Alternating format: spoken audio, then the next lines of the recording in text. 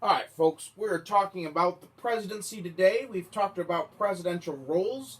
You guys have gotten to spend the last 3 days watching some videos on some of the most notable presidents in American history and kind of the ways that they've shaped the office and the things that they've done to really leave a mark on the country. Today, we're going to explore a couple other aspects of the presidency and kind of a closer aspect. We're going to talk a little bit more about the history of the presidency, the ways that the president exercises power in his office, and a couple other just kind of detail aspects. One of those detail aspects that's important, I think, is presidential succession. If the president dies in office or resigns or something happens so that the president leaves office, well, then what happens? And of course, the next thing that happens is that the vice president becomes president. One thing that wasn't really clear at first is whether the vice president merely acts as president or actually becomes president. And, they've actually passed an amendment to the Constitution to say, no, the vice president actually becomes president, which means that we can then pick another vice president. And this was actually important, at least we had, one time, so before this had happened, when the vice president became president, there just simply was not a vice president, which was kind of an awkward situation. Now, let's imagine that something horrible happens, and this has never happened in American history, but let's imagine that something happens so that both the vice president and the president either die at the same time or resign together or something. Okay, so if there is no VP, or the VP was also killed or resigned, or, can't serve as president, and neither can the president, then there's actually a defined order of succession. And the next person who would become president is whoever the Speaker of the House is. So right now that's Nancy Pelosi. Tomorrow it'll be somebody else. Not tomorrow. In the future it'll be somebody else. And then the next person, if that person can't be president, is the president pro tempore of the Senate. So remember, that's the longest serving member of the majority party. And then after it goes through the House and the Senate, the next people that it goes through are cabinet officials. It goes to the Secretary of State, then the Secretary of the Treasury, and then it keeps going from there until you get down to the low-level cabinets. And remember, I was telling you that, for the State of the Union, because so many of these people are in the same room together, to make sure that we at least have a government if someone blows up the State of the Union, one of these cabinet secretaries is picked to be the designated survivor and is scurried off to a secret bunker in case something horrible happens. But there you have it. This is in the Constitution. Presidential succession. What happens? If the president and vice president cannot either of them act as president. Again, that's never happened in American history. The closest we've come, before Richard Nixon resigned from office, his vice president also had to resign. His first vice president was a guy named Spiro T. Agnew, and basically it was proven that he had helped the mob evade taxes or something like that. Weird stuff back when he was the governor of Maryland, and he was kind of a weird guy. But he had to resign because of these corruption charges, and so then they actually elected a new vice president. They elected Gerald Ford, so that when Nixon resigned a couple years later because of Watergate, Ford would never been elected to the presidency or vice presidency, became president. And that's the only time in American history that someone became president who hadn't been elected either president or vice president.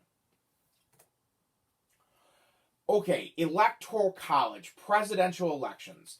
This is complicated, and I'm going to add some stuff that's not in the notes here that I think is important, so bear with me.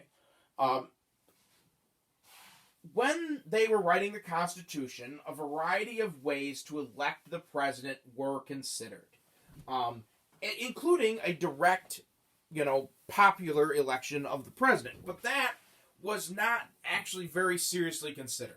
And instead, they created the system of an electoral college. And so the way that the electoral college works is that basically each state gets a certain number of electors. And so that the number of electors is the number of senators and members of the House of Representatives combined.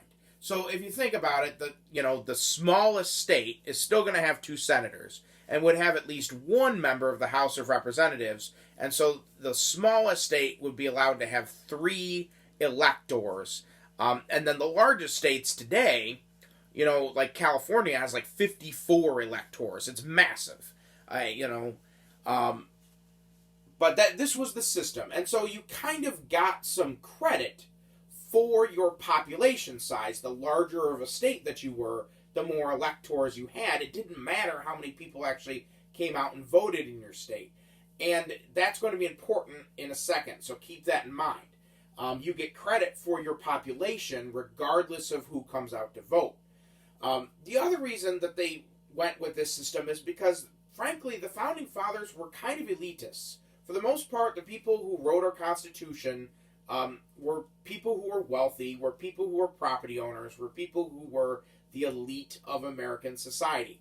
And they did not necessarily have a great opinion of the common man. Yeah, they thought that the common man should, have some degree of liberty, and yeah, they, believed that the common man should have some input into government, but they were not quite, full-on pro-democracy people here. They were not ready to just hand over the reign of government to the majority and let the majority decide whatever. They wanted there to be some guardrails.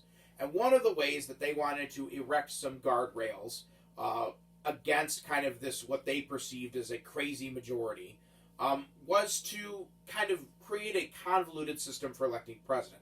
The way that it would have originally worked is that you, as a voter, wouldn't have voted for the president at all. You would have had no idea who the president might have been chosen to be.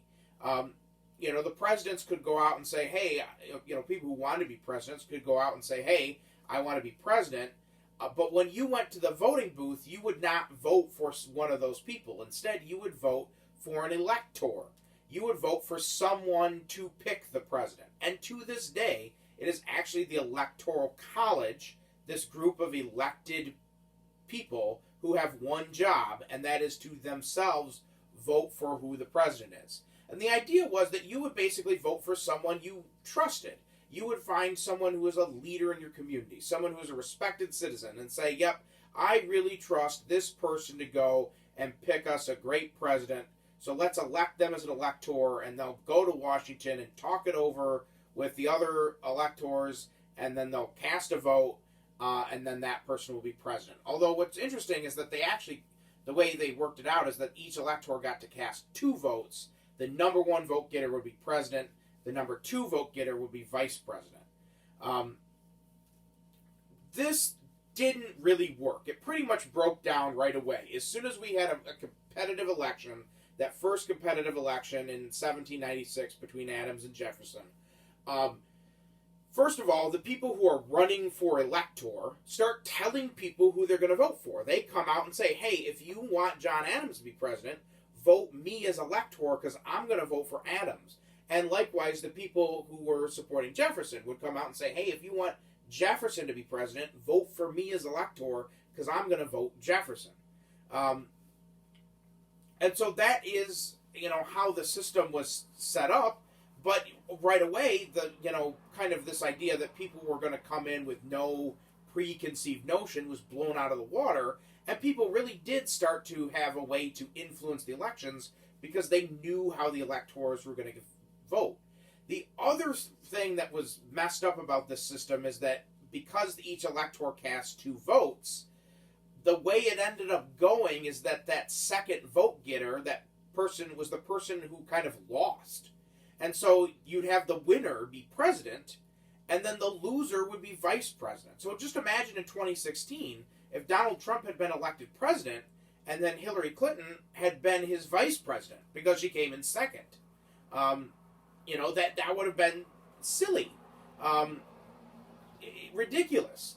And indeed, in 1796, after having a really nasty election in which they insulted each other and called each other all kinds of names, John Adams is elected president, and Thomas Jefferson is his vice president. And so this created a really awkward situation. And they fixed that pretty much right away by having them cast separate votes for president and vice president, and that created the kind of modern tradition of the president and vice president running as a combined unit, what we call a ticket. And so, if you're going to vote for me for president, you're going to vote for this person as vice president, and that's just, how we do it now. The other thing about the Electoral College, so I told you I wanted to come back to this idea about states getting credit for their populations regardless of how many people voted. So let's think about two different states here, and in like colonial days or right after the American Revolution, Virginia and New York. All right, these are both for their time big states. Virginia and New York had a lot of people in them compared to other states. But a lot of people in Virginia are not free persons, right? They are slaves. They are there in bondage, and they're certainly not going out and casting any votes in presidential elections. And so if you had just counting the people who voted, well, New York would have a lot more power than Virginia because New York is going to have a lot more voters than Virginia is. Virginia is not going to get credit for their slaves because those slaves aren't voting. And so remember, this became an issue with the 3/5 compromise for congressional apportionment. How many congressmen does your state get? And now after having settled this, the southern states still want to get credit for their slave populations for the sake of presidential elections, without having to allow those people to actually cast a vote. Obviously in a really horrible, should not be obviously way, but I think you understand what the attitudes of the time were. And so the Electoral College was actually created as a way that these states could get credit for having those people to have more of a say. So Virginia, for the number of electors that they got, that counted in that 3/5 compromise. So they got counted for 3/5 of a slave to populate the number of congressmen they have, and the number of congressmen they have got added together with their 2 senators to create the number of electors they had. And so slavery was actually a motivating factor in the creation of the Electoral College. So how does the system work today?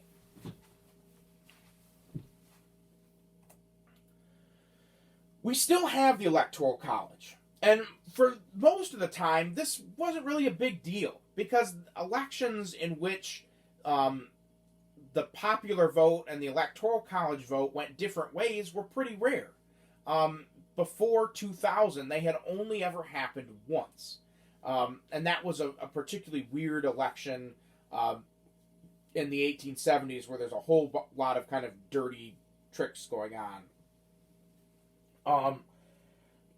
So what we really have when we have a presidential election is we don't have a single national election. Instead, we have basically 51 different elections with the 50 states and the District of Columbia.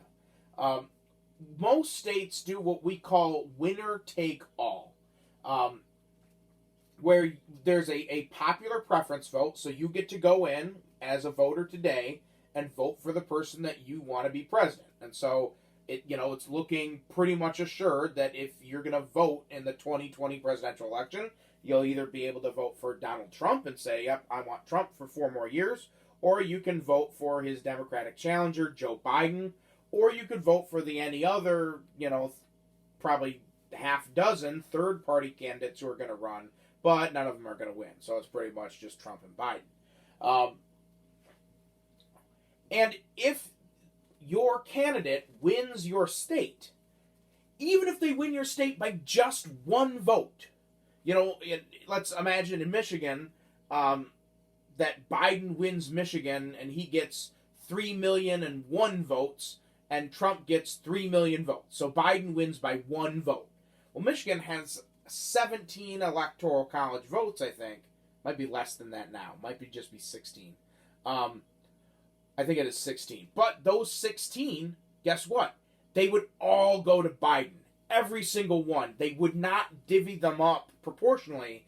They would all go to the winner. So go back to 2016. Hillary Clinton wins the popular vote, but Trump wins the electoral vote. How did that happen? Trump won a number of big states in close contests. So in particular, he won the states of Michigan, Wisconsin, and Pennsylvania, all of which are pretty big states in the United States, worth a lot of electoral votes. And he won those states, but he won them really close, by a few thousand votes in each case. So he racked up a whole bunch of electoral college votes, despite not racking up a big margin in the popular vote. Meanwhile, Donald Trump lost some states by huge margins. He got blown out in California. And remember, 1 out of every 9 Americans is a Californian. California is a huge state. Donald Trump lost very badly in New York. And so, but remember, it wouldn't have mattered if Trump had lost by 50 million votes or by 1 in any of these states. They would have given all of their delegates to Hillary Clinton. So because Trump won, all these states, even though they were close elections, he got all these electoral college votes without actually getting the winning margin. And that has made some people uncomfortable. They've said, hey, maybe we should just go to, we don't have slavery anymore. I don't know if we trust, but we at least accept that, average people have a say in government. Maybe we should just go to a direct popular election. But there hasn't really been a whole lot of momentum towards doing that. Obviously, the Republicans are a little bit more reticent to do that because both times that the result has kind of gone in their favor, it's gone for them. So in 2000, Al Gore, the Democrat, won more votes, but George W. Bush won the Electoral College vote. And again in 2016, Hillary Clinton won more votes, but Donald Trump won the Electoral College vote. So, Republicans are, I think, understandably reticent to change a system that is benefiting them. But then you also have the fact that the system kind of has some entrenched supporters. One argument has always been that if you kind of had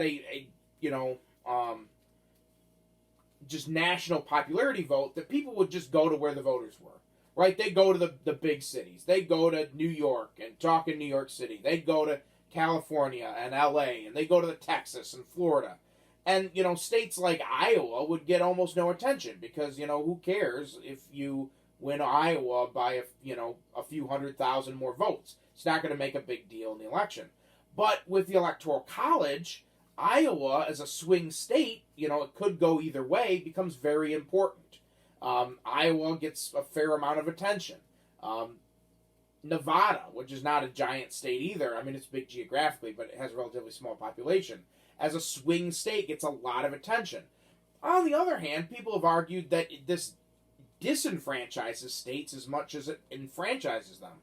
Democrats don't really spend a lot of time campaigning in Alabama because they're not going to win Alabama. Alabama is a solidly Republican state. And so, it doesn't matter if the Democrats lose Alabama by 3 million votes or 30. There's just no point in, if they're going to lose all the Electoral College votes. So it doesn't make any sense to put any effort into a state that you're going to lose. The same thing with Republicans in places like California or Connecticut. The Republicans are not going to win Connecticut. They're not going to win California. So there's no point in trying. And so those states, like California, the largest state in the country, has almost no attention paid to it in presidential elections because it's not a competitive state. And so you can kind of think about the advantages or disadvantages of the Electoral College as you see it, but I wouldn't necessarily hold your breath for anything to happen. So that is how it works. That's the system that we have. As kind of weird as it is, that's the way it's set up. Here is the electoral map for the 2016 election, and you see, Trump winning those 3 key states, Pennsylvania, Michigan, and Wisconsin, as well as a whole bunch of, smaller states in the middle of the country. I will point out one state that's kind of unique here. You see Maine is striped.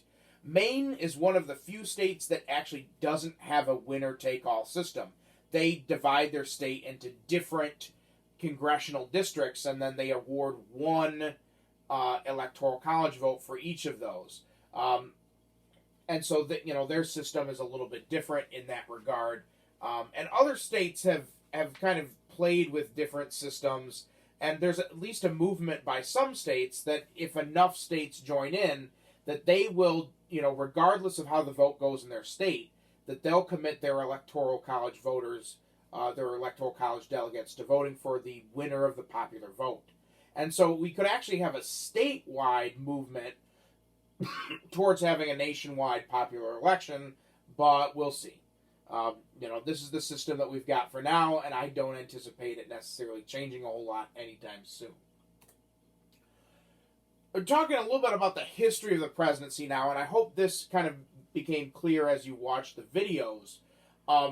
Political and technological changes have increased the power of the presidency in the 20th century. If you look at presidents in the late 1800s, basically all the presidents after Lincoln, you see a presidency that's kind of shrinking before our very eyes. The presidency becomes less important. The president becomes less powerful. The president doesn't really do a lot. The president in the 1870s and 1880s was not, making a big deal about what legislation they wanted to get passed. The president was not, going and, haranguing congressmen and senators to act on their initiatives. And ever since kind of the dawn of the 20th century, that's changed. The president has really kind of become the face of political life in this country. You can really pin that on two people, both of them last name Roosevelt, both Theodore and Franklin Roosevelt.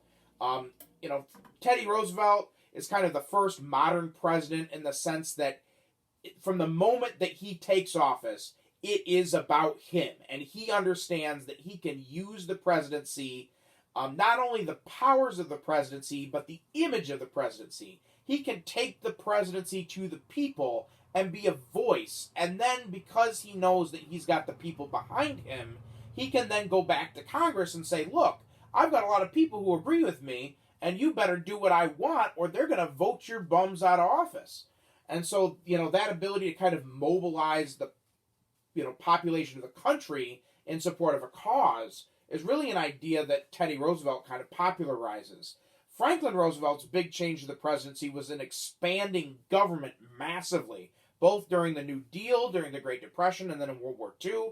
The government expanded in never-before-seen ways under Franklin Roosevelt, and really a lot of the kind of bureaucratic levers that are available to the president to exercise power through the federal bureaucracy are created because the infrastructure for them, the departments and agencies themselves, were created by Franklin Roosevelt.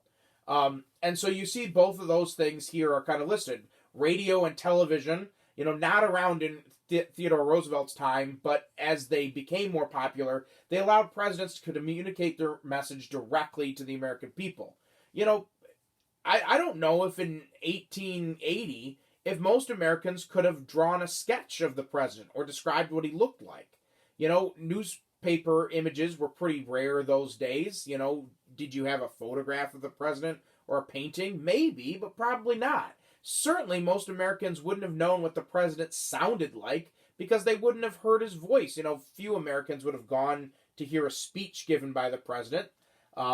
Nowadays, right, you can hardly avoid knowing exactly what the president looks like and sounds like because he's on the news, he's on social media, he's on the radio, he's on every single communication device that we have all the time. And so the president's ability to communicate their message directly to the American people allowed the president to kind of hog national attention in a way that 1 out of 100 senators or 1 out of 435 members of Congress just really could not. And then as federal bureaucracy expanded and government became more complex, so did the president's administrative power.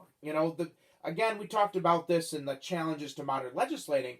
A lot of governmental issues are kind of beyond the ability of Congress to be able to kind of micromanage. It requires too much expertise, too many on-the-spot decisions, and it's just not something that Congress, as kind of an unwieldy body of hundreds of people, is going to be well suited to manage. So in many cases, Congress has given their authority to the president and say, hey, you figure this out. You figure out what to do. But when you tell the president you figure out what to do, you are saying, hey, president, you have the power to decide what to do. And so you're basically taking some of your power and giving it to the president.